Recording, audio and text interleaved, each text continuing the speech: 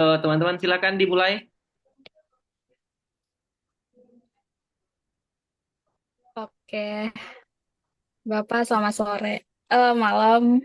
Sebelumnya mohon maaf karena mengganggu waktunya. Kami izin minta sedikit waktu Bapak untuk wawancara seputar politik identitas untuk menyelesaikan tugas kami dari mata kuliah Sosiologi Politik ya Pak. Siapa dosennya? Dosennya Pak Putra. Menurut Bapak, apa sih pengaruh dari politik identitas terhadap demokrasi di Indonesia dan menurut Bapak tuh gimana? Oke, baik. Saya jelaskan dulu apa itu yang dimaksud dengan politik identitas ya, teman-teman ya.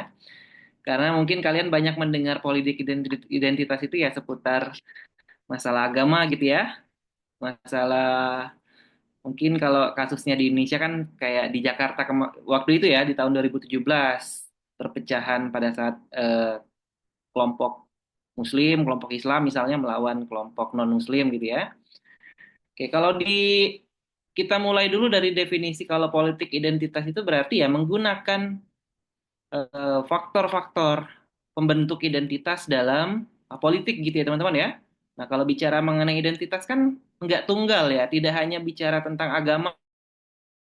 Teman-teman yang mengambil geopolitik dengan saya di sini semua ngambil ya rata-rata ya. Saya pernah jelaskan kalau identitas itu sangat jamak, sangat plural artinya.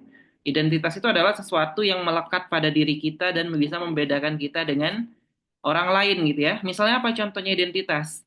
Bisa agama, bisa suku, bisa etnis, apa lagi? Bisa keluarga negaraan, bisa status ekonomi, bisa asal wilayah gitu ya. Jadi ketika bicara politik identitas adalah menggunakan banyak sekali pembentuk identitas kita untuk tujuan-tujuan atau kepentingan politik gitu ya teman-teman ya. Oke, itu untuk yang pertama. Oke, untuk lanjutan ya pertanyaannya kan apa sih dampak dari politik identitas itu sendiri? Nah, kalau bicara dampaknya ada dua kalau saya lihatnya. Bisa berdampak positif pertama dan bisa berdampak negatif. Positif dulu ya. Mungkin kalau positifnya dari adanya politik identitas adalah kita bisa menyuarakan atau bisa mendapatkan em, kumpulan atau agregasi dari identitas-identitas masyarakat yang kecil atau yang terpinggirkan untuk masuk ke dalam saluran-saluran politik. Misal, kalau misalnya ada teman-teman lihat ya di beberapa kasus itu ada banyak sekali politisi menggunakan politik identitas, misalnya seperti agama, ada politisi yang menggunakan identitasnya sebagai orang Muslim gitu ya, untuk mendapatkan dukungan dari siapa ya? Dari pemilih-pemilih Muslim. Makanya nggak heran kalau pada saat menjelang pemilihan, menjelang pemilu, banyak sekali kandidat-kandidat Muslim itu menggunakan identitas Muslim mereka untuk menggait suara dari pemilih Muslim. Seperti apa misalnya? Menggunakan pakaian Muslim gitu ya, menggunakan peci, menggunakan pakaian-pakaian Islami gitu ya. Kalau yang perempuan menggunakan hijab dan sebagainya. Itu ya memang ditujukan untuk bisa mendapatkan pemilih-pemilih yang beridentitaskan Muslim seperti itu. Tidak hanya agama, identitas bisa juga berupa misalnya dari kelompok masyarakat-masyarakat minoritas. Seperti apa? Masyarakat adat. Ada politisi yang menggunakan identitasnya sebagai perwakilan dari kelompok masyarakat adat untuk bisa menyuarakan aspirasi-aspirasi dari masyarakat-masyarakat adat yang selama ini mungkin belum bisa dimasukkan ke dalam kebijakan publik gitu ya. Oke, selain itu ada juga banyak sekali jenis identitas. Misalnya menggunakan identitasnya sebagai masyarakat difabel. Bisa nggak? Kalau kalau menurut kalian orang yang menggunakan identitas disabilitasnya, menggunakan identitasnya sebagai pendukung dari kelompok-kelompok difabel, bisa nggak? Bisa. Mereka bisa menyuarakan atau mendapatkan dukungan dari kelompok-kelompok masyarakat yang selama ini bagian dari masyarakat disabel gitu ya. Nah, itu semua digunakan dalam politik, teman-teman. Digunakan untuk mendapatkan dukungan, mendapatkan suara dari pemilih berdasarkan faktor-faktor identitas tadi. Pertanyaannya, apakah hanya terjadi di Indonesia? Tidak. Di setiap negara, politisinya atau tokoh-tokoh politik banyak sekali menggunakan sentimen-sentimen identitas ini untuk mendapatkan dukungan. Misal pemilihan yang paling baru yang kemarin terpilih kan misalnya Donald Trump di Amerika Serikat. Donald Trump apa identitasnya yang kalian tahu? Dia seorang, Presiden. yes, betul. Kalau dari identitasnya apa yang paling menonjol dari Trump? Kulit putih ya. Apalagi? Pebisnis gitu. Rambutnya pirang, Pak. Pebisnis. Jadi status ekonominya pun bisa menjadi identitas dia. Dia kan dari kelompok orang-orang kaya ya, kelompok pebisnis di Amerika Serikat. Nah, itu adalah identitas yang dia manfaatkan untuk mendapatkan dukungan dari para oligark ya atau para orang-orang kaya di Amerika Serikat untuk mendukung dirinya. Caranya dia akan berkampanye akan jika saya terpilih saya akan mendukung kebijakan-kebijakan pro bisnis misalnya seperti itu ya. Nah, dari hal sederhana seperti itu teman-teman bisa tangkap ya kalau misalnya politik identitas itu bisa bermakna positif jika digunakan untuk tujuan misalnya untuk tujuan-tujuan yang positif juga untuk menyuarakan aspirasi kelompok-kelompok identitas juga, kelompok-kelompok yang selama ini mungkin tidak mendapatkan bagian dalam politik gitu ya. Nah, selain dampak positif, yang kedua ada juga dampak negatif dari politik identitas.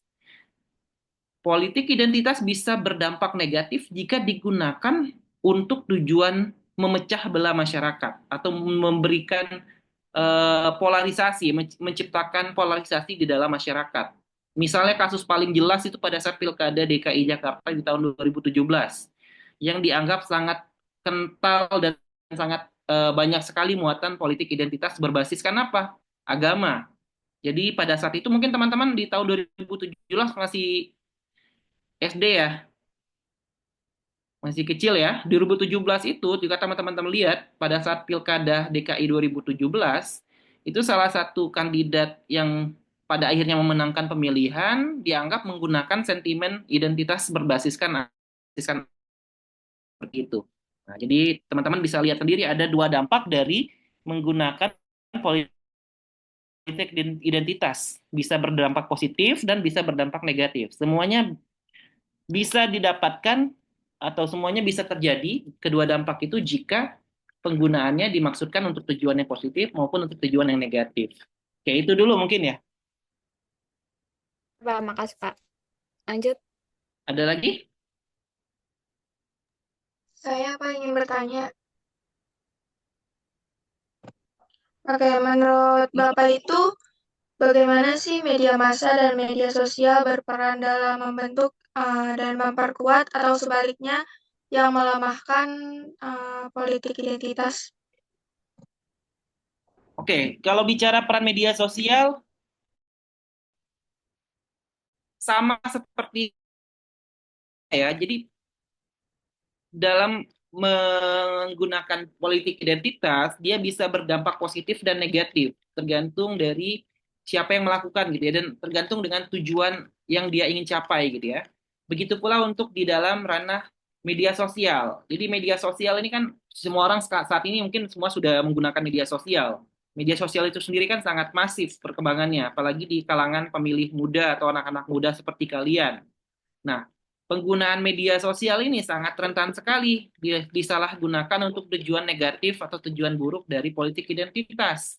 Misalnya apa? Penyebaran berita hoax, penyebaran berita palsu, penyebaran apa namanya? Konten-konten fraud, konten-konten hoax yang menggunakan politik identitas, misalnya berbasis agama atau berbasis suku, etnis dan sebagainya.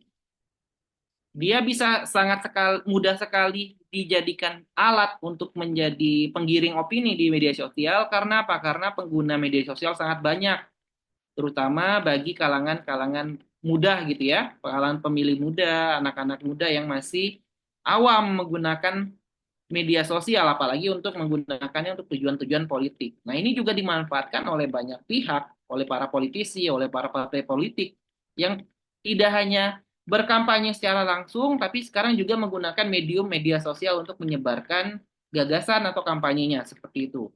Nah, yang dikhawatirkan, memang ya tidak semua konten tersebut akan negatif ya, pasti ada juga konten-konten yang positif di media sosial, tapi kalau digunakan untuk tujuan-tujuan menyerang lawan politik atau untuk tujuan untuk membunuh karakter gitu ya dari lawan politiknya bisa sangat sangat besar sekali peluang menggunakan media media sosial untuk tujuan melakukan politik identitas berbasiskan kepentingan dari individu atau partai politik seperti itu. Jadi dampaknya bisa positif kalau menggunakan media sosialnya untuk tujuan-tujuan yang baik gitu ya, untuk tujuan menyampaikan kepentingan masyarakat-masyarakat yang terpinggirkan seperti masyarakat adat, masyarakat disabilitas gitu ya. Tapi bisa juga menjadi buruk kalau digunakan untuk tujuan memecah belah masyarakat, menciptakan polarisasi untuk tujuan kepentingan politik. Seperti itu. Oh yang mau nanya,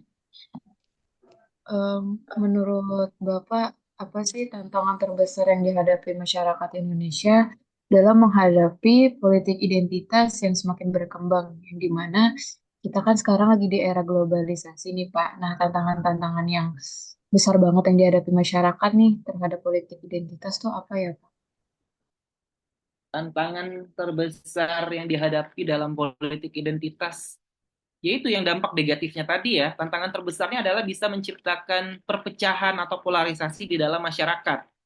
Karena umumnya menggunakan politik identitas dilakukan untuk tujuan-tujuan yang buruk atau yang negatif tadi, sehingga membuat adanya apa ya perpecahan atau pembelahan di dalam masyarakat, menciptakan kelompok-kelompok masyarakat yang berbeda gitu ya. Jadi ada yang kelompoknya kami gitu ya, atau versus kelompoknya kalian. Jadi insider versus outsider dalam suatu kelompok. Misal di Jakarta katakanlah mayoritas masyarakatnya adalah Muslim gitu ya. Jadi kalau digunakan untuk tujuan buruk, tantangan terbesar dari politik identitas adalah menciptakan perpecahan berdasarkan pembelahan dalam hal agama, misalnya pemilih Muslim versus pemilih non-Muslim, pemilih perempuan versus pemilih laki-laki gitu ya. Jadi akan selalu ada kelompok-kelompok yang dipisahkan karena perbedaan seperti itu, dan itu selalu digunakan untuk tujuan-tujuan politik ya, kepentingan-kepentingan pribadi dari tokoh politik seperti itu. Oke, tantangan berikutnya, tantangan yang berikutnya yang akan terjadi adalah dengan menggunakan politik identitas tapi tidak diiringi dengan kesadaran masyarakat atau kemampuan masyarakat untuk bisa membedakan yang mana yang baik dan mana yang buruk gitu ya. Jadi masyarakat, tantangannya adalah bagaimana masyarakat bisa memfilter atau menyaring informasi-informasi yang bisa memecah belah masyarakat gitu ya. Apalagi dengan menggunakan politik identitas seringkali menciptakan ego tersendiri ya bagi kelompok yang menjadi bagian yang diuntungkan dan kelompok yang tidak diuntungkan seperti itu. Tantangannya ya tadi yang saya sebutkan seperti ya minimnya literasi atau edukasi terhadap pemilih gitu ya, sehingga sangat mudah untuk dipecah belah. Kembali lagi nanti pada akhirnya tantangan terbesarnya adalah menimbulkan polarisasi atau perpecahan sosial di dalam masyarakat. Tantangan lainnya mungkin ya dengan perkembangan digital sekarang, perkembangan teknologi informasi sekarang, penyebaran politik identitas semakin mudah ya. Teman-teman lihat sendiri di konten-konten di media sosial, banyak sekali konten-konten yang sangat berbasiskan pada perpecahan atau pembedaan di dalam masyarakat. Misalnya kelompok yang mendukung salah satu kandidat atau partai politik berdasarkan agama, berdasarkan suku gitu ya, atau berdasarkan etnis, itu sangat mudah sekali, apalagi penyebarannya sangat masif sekarang dengan media sosial. Seperti itu. Misalnya ya, kenapa selalu presiden Indonesia itu berasal dari etnis Jawa? Ada yang tahu nggak jawabannya? Kenapa selalu suku Jawa yang menjadi presiden di Indonesia? Paling banyak orangnya.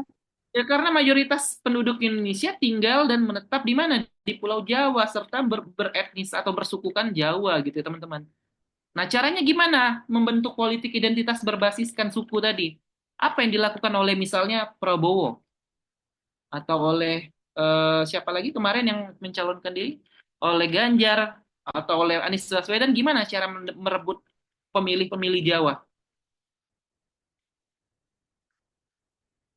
Mereka berkampanye dengan menggunakan bahasa Jawa, menggunakan apa lagi? Pakaian-pakaian adat Jawa gitu ya, berbicara dengan bahasa Jawa dan sebagainya gitu. Jadi penggunaan apa namanya media sosial, kemudian penggunaan atribut-atribut membentuk identitas itu juga digunakan dan itu menjadi tantangan besar juga dalam eh, demokrasi pada hari ini.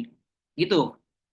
Oke, Bapak, selanjutnya di sini saya mau bertanya mengenai bagaimana Bapak menilai peran generasi muda dalam menyikapi eh, dan mengkritisi tentang politik identitas di Indonesia. Oh, jadi yang kamu tanyakan adalah peran generasi muda untuk menyikapi politik identitas di Indonesia gitu. Iya, Pak, benar. Baik. Sebetulnya saya juga nggak jauh juga ya jarak umur saya dengan generasi kalian. Jadi saya bisa bisa mungkin bisa merasakan apa yang kalian rasakan juga. Nah, kalian sebagai saya masukkan kalian atau saya anggap kalian sebagai generasi muda ya karena secara umur kalian juga masih sangat muda gitu ya. Apa yang bisa kalian lakukan untuk menyikapi politik identitas? Ya jangan sampai terbawa arus perpecahan gitu ya. Kalian sebagai generasi muda bisa berpikir lebih matang gitu ya, harus bisa berpikir lebih bijak, tidak mudah terprovokasi, tidak mudah dipecah belah. Apalagi karena generasi kalian itu jumlahnya sangat banyak sekarang. Menurut data BPS, 60% penduduk Indonesia itu adalah anak-anak muda seperti kalian gitu ya. Makanya kalau kalian sendiri tidak aware atau kalian tidak paham dengan cara-cara yang dilakukan untuk memecah belah ini, maka akan berdampak buruk ke depannya. Tapi sebaliknya kalau kalian generasi muda disiapkan untuk bisa lebih bijak dalam apa namanya dalam bertindak, dalam bersikap serta bisa berpikir lebih matang, lebih rasional dan tidak mudah dipecah belah, saya rasa ke depannya akan baik-baik saja. Nah, cara yang bisa kalian lakukan adalah kalian ya lebih aware lagi, lebih banyak tahu lagi, lebih belajar lagi bagaimana membedakan konten-konten buruk. Misalnya kalau kalian kan pengguna media sosial semua, betul nggak sih? Di? Ya, kalian punya konten media sosial gitu ya, punya media sosial maksudnya. Maka gunakanlah media sosial tadi bukan bukan untuk menjadi pemecah belah, tapi untuk bisa mempersatukan masyarakat gitu ya. Kalian tidak mudah terprovokasi, tidak mudah dipecah belah, dan kalian menggunakan media sosial dengan bijak serta menyebarkan berita-berita positif, mengajak orang-orang tidak mudah terpengaruh gitu ya. Berikutnya yang bisa kalian lakukan oleh generasi muda ya menga- mem- mendukung ya atau mengajak teman-teman yang lain, anak-anak muda yang lain untuk lebih terlibat aktif dalam pendidikan politik gitu ya, memberikan edukasi maupun literasi kepada teman-teman seusia kalian, anak-anak muda agar em, lebih terinformasikan, lebih terdidik dalam hal literasi politik, apalagi mengenai politik identitas, gitu ya. Jangan sampai kalian malah dijadikan alat bagi politisi atau partai politik untuk dipecah belah, gitu ya. Terutama mendekati pemilihan, mendekati eh, perhelatan politik, biasanya banyak sekali politisi ataupun partai politik tiba-tiba aware pada diri kalian, gitu ya. Tiba-tiba menganggap kalian penting, padahal setelah pemilu kalian ditinggalkan, tidak lagi didengarkan suaranya, gitu ya. Terakhir, Bapak sendiri setuju atau enggak dengan statement kalau politik identitas itu bagian yang nggak bisa dipisahin dari demokrasi? Setuju atau tidak? Apakah saya setuju dengan pernyataan kalau politik identitas itu bagian dari demokrasi? Ya saya setuju karena di dalam demokrasi atau dalam kehidupan politik pasti akan ada politik identitas. Bahkan nggak usah jauh-jauh deh. Ketika kalian bersosialisasi, berteman dengan orang-orang lainnya di kampus gitu misalnya, kalian melihat juga kan faktor-faktor identitas identitas itu sangat kuat. Misalnya kenapa terbentuk circle-nya Aura dengan teman-temannya yang berasal dari Jakarta gitu ya, sedangkan ada juga circle di kampus Bakri anak-anak daerah. Itu menggunakan identitas nggak? Iya nggak? Atau circle-nya Deanti dengan anak-anak Muslim yang taat beribadah gitu, anak-anak masjid, versus kelompoknya teman-teman circle-nya Febri dengan anak-anak metropolitan gitu ya. Gitu ya. Jadi dari hal sederhana seperti itu memang identitas itu sudah membeda-bedakan masyarakat. Kita tidak bisa munafik ya. Pasti kalian akan cenderung berkumpul dengan orang-orang yang memiliki identitas yang sama dengan kalian. Setuju nggak? Memang kita memang disarankan untuk berbaur, mingle dengan siapa saja. Tapi kan pada akhirnya kalian akan mengelompokkan diri berdasarkan orang-orang dengan orang-orang yang identitasnya sama dengan kalian gitu ya. Makanya kemudian pola yang sama terbentuk dalam politik. Pemilih Muslim umumnya akan mendukung kandidat yang beragama apa? Muslim juga kan? Iya nggak? Pemilih-pemilih non-Muslim, Kristen katakanlah akan memilih kandidat Kristen nggak menurut kalian? Iya kan? Nah, hal seperti itu memang terjadi, teman-teman. Ada ilmunya, ada teorinya kan dalam di ilmu sosiologi memang seperti itu. Dinamika sosial itu terbentuk berdasarkan faktor-faktor yang membentuk identitas. Jadi kelompok-kelompok yang ada dalam masyarakat juga adalah kelompok-kelompok identitas. Saya selalu bilang kalau identitas itu sangat plural ya, sangat jamak, tidak hanya agama saja, bisa suku, bisa kewarganegaraan, bisa status ekonomi. Pembagian di dalam masyarakat itu memang nyata terjadi. Dan saya juga menyadari itu. Jadi politik identitas itu tidak bisa dilepaskan dalam demokrasi dan dalam kehidupan sehari-hari. Makanya untuk politik identitas kita harus menyikapinya dengan positif gitu ya. Jangan sampai politik identitas ini menjadi cara untuk memecah belah masyarakat. Itu nggak boleh, nggak bagus juga ya. Apalagi kita adalah negara yang sangat majemuk, sangat banyak sekali apa namanya suku, ras, agama dan sebagainya. Dan itu untuk menjaga keharmonisan, kerukunan dalam masyarakat ya. Makanya menggunakan politik identitas bukan untuk tujuan memecah belah, tapi untuk bagaimana menyampaikan aspirasi atau kepentingan dari kelompok-kelompok identitas yang selama ini terpinggirkan. Misalnya kelompok adat, kelompok perempuan, kelompok agama dan sebagainya. Kira-kira gitu.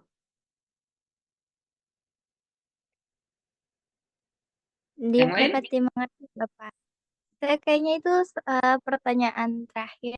Jadi Oke. sekian dari kami ya, Bapak.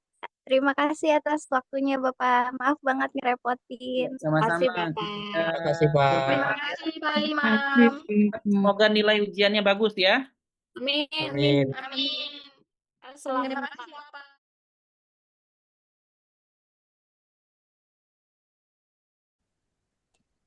Halo semuanya, di sini kami ingin mempresentasikan mengenai analisis kami politik representasi dan politik identitas. Kami dari kelompok 4 dengan saya Auranisa Salsabila. Saya Dianti Trihapsari. Saya Febri Anggraini. Saya Kayla Geraldine. Saya Muhammad Ilham Baduasi. Untuk PowerPoint bisa di slide. Pertama, ada politik identitas. Politik identitas memiliki pengaruh yang signifikan terhadap demokrasi di Indonesia. Di satu sisi, politik identitas dapat memberikan suara bagi kelompok yang terpinggirkan dan memperkuat representasi mereka dalam pemerintahan. Namun, di sisi lain, politik identitas juga dapat memicu fragmentasi sosial, polarisasi politik, dan konflik horizontal. Hal ini berpotensi menurunkan kualitas demokrasi jika digunakan untuk kampanye berbasis diskriminasi. Next. Oke, selanjutnya pandangan terhadap politik identitas. Pandangan terhadap politik identitas tidak selalu negatif, meski sering diasosiasikan dengan dampak buruk seperti diskriminasi dan intoleransi. Di mana politik identitas juga memiliki sisi positif. Ia juga dapat mengangkat isu-isu penting seperti keadilan sosial dan hak asasi manusia serta mendorong inklusivitas jika dikelola dengan bijak.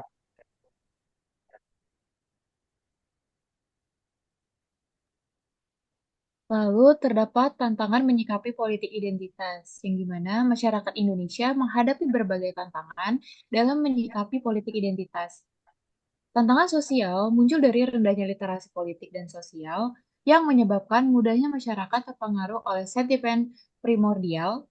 Tantangan politik hadir ketika elit politik menggunakan identitas untuk kepentingan pribadi. Sementara, tantangan teknologi terlihat dari penyebaran hoaks dan narasi provokatif melalui media sosial.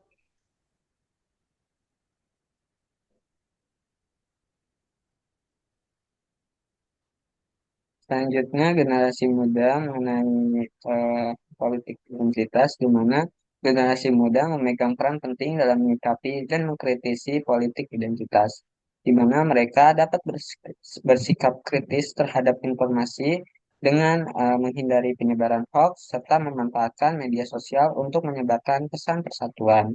Selain itu, generasi muda dapat terlibat dalam aktivisme yang inklusif, membela hak kelompok minoritas, dan mendorong diskusi yang membangun. Penting pula bagi mereka untuk meningkatkan pendidikan politik guna memberikan pemahaman kepada masyarakat tentang bagaimana identitas dapat dikelola tanpa memecah belah.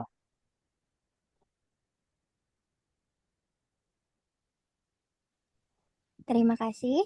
Selanjutnya, politik identitas tidak bisa dipisahkan dari demokrasi.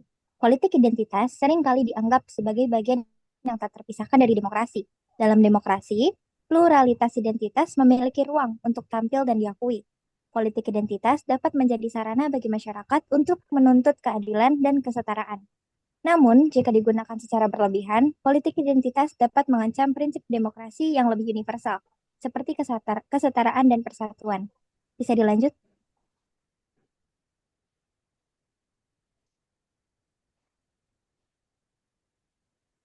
Oke, soalnya di sini ada peran media massa. Media massa dan media sosial memiliki peran besar dalam membentuk dan memperkuat politik identitas. Media sosial seringkali menjadi ruang propaganda identitas, terutama karena algoritma memperkuat bias kelompok melalui echo chambers.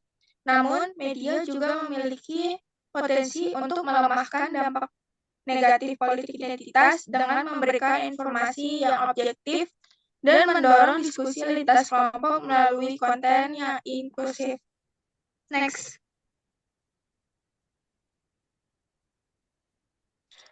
Oke, selanjutnya di sini ada kesimpulan. Peran pendidikan dalam menanamkan nilai-nilai nasionalisme saat ini sangatlah penting. Karena jika kesadaran akan nasionalisme sudah terkikis, maka pengaruh globalisasi. Lalu ada akan berdampak pada lainnya generasi penerus untuk mempertahankan dan memajukan tanah air. Next.